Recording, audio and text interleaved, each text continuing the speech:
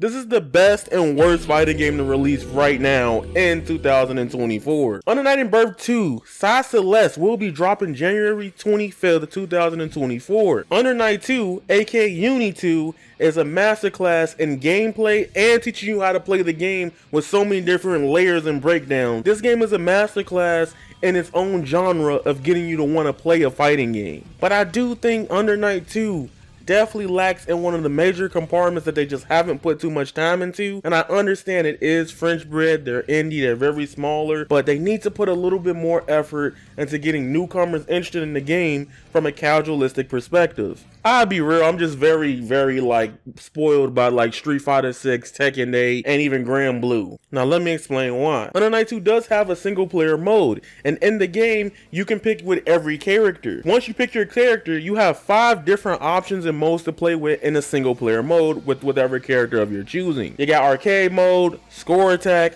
time attack, survival, and mission mode. Now to be honest with you, this game has everything standard that every fighting game should have, but it doesn't do anything to make people more interested to want to spend money on this game. Hence why I believe that the base price of the game, if I'm not mistaken, is $50 right now, with the deluxe being maybe $60. From a casual perspective, fighting games in 2023 is way stronger than this fighting game alone.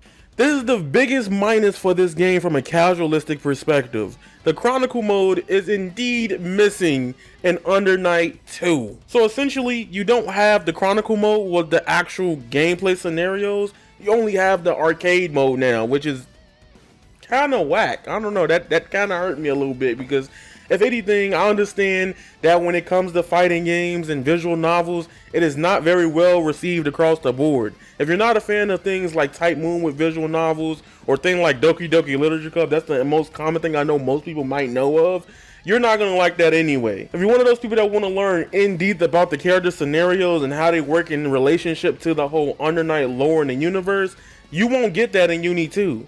I guess Under Night may have felt like they don't need the Chronicle mode anymore, which was very unique to the game, but this game does not have that, or they probably just put them in a single player. I haven't really played it all the way because I'm just don't want to go through it right now, and be honest. But now let's get to the good part, the gameplay. Because at the end of the day, throughout all the bad things a fighting game could miss on, they cannot miss on that. Let's talk about it. Before somebody asks, what does Uni 2 feel like? I'm gonna just straight up tell you that it's like a mixture of multiple games. I can't call it a generic anime Street Fighter or a knockoff Melty Blood. That's so toxic and disingenuous to how good this gameplay is. I ain't gonna do that here. But the most unique thing about this game is grid. You probably see these 12 diamonds at the bottom of the screen, or in the middle. Essentially, think of like the reinvention of like Guilty Gears being positive and negative bonus, but in a whole gameplay mechanic. You gain grid by walking forward, dashing, using an assault, hitting with an attack after recovery, blocking, shooting, and by using a concentration. You lose your grid when you run backwards, when you take damage, when your attacks are blocked with shield, and when the opponent escapes from your throw, and when the opponent uses the concentration button. Yes, you can charge your grid up by holding A. They look like they about to go Super Saiyan and pop off. And then there's the part of the grid called Vorpal.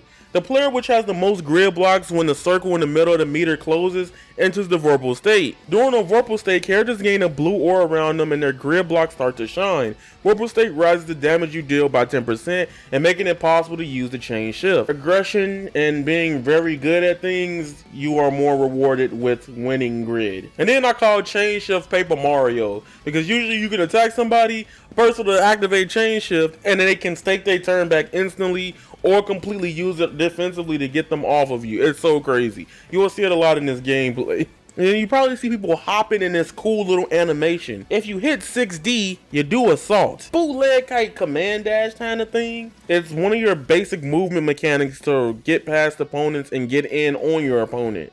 Be careful though, when you use assault, you can't do aerial block or shield during it. So that means you're gonna get cooked if the person has a DP, or if they could just grab you out of it in the air. I think barely a couple characters have air grabs. I'm mistaken by that. And if you want to see the super cool supers that everybody been talking about with this game, aka Veil Off.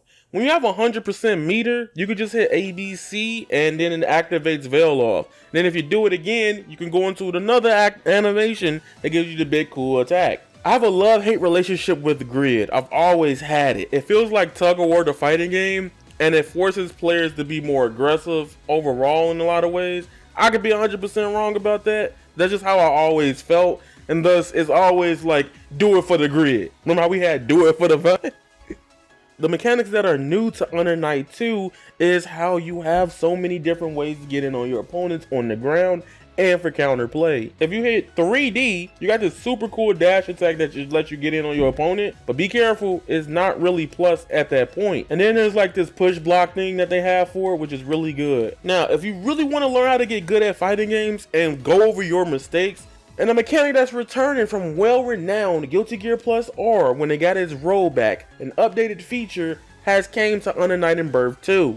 You can actually replay matches and take control and figure out your mistakes. That is so big. That is the biggest problem with fighting games, and Under Night 2 solved this. This feature, this is why I get spoiled from Under Night. This needs to be in every single fighting game after Tekken 8. The fact that I can sit there and problem solve live instead of just getting cooked by stuff and then never been able to figure out till I fight it again is crazy. Because now you have actual concrete evidence of what you get hit with, and you can lab against it in real time and take over.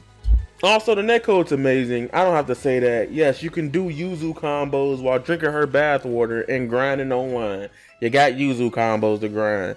Don't do this. But that comes with saying, this is the worst fighting game to come out right now. And what I mean by that is Tekken 8 is literally around the corner, and a lot of people's eyes are going to be on Tekken. I wish this game would have came out in March, and it doesn't help that I gotta kind of roast the uni community here. None of them make content, so like this game is not going to get on the map besides the unique community and the niche community that has this game. Like, I'm not even going to roast a lot of the uni community because the information that they do is helpful. But I will come out and say I highly dislike the fact that a lot of them will make Google Docs super detailed but won't make a YouTube video expressing that. Because you know how people minds are in 2024. Nobody want to read. People want to consume content. But enough of the shade. I have my hand. That's what I get for saying that. Beautiful time for this game. But January, I feel bad for Under Night, man. But I know the game's going to still thrive because the community is going to still play it. And that's all that matters at the end of the day. It's your boy Avataryaya. Follow me on Twitter at avataryayaTV and join the Twitch in the description channel down below. Stop playing with me, man. We're on the road to 1K Twitch followers. And remember, you guys are golden, and that is raw. Squalor, peace, and I'm out.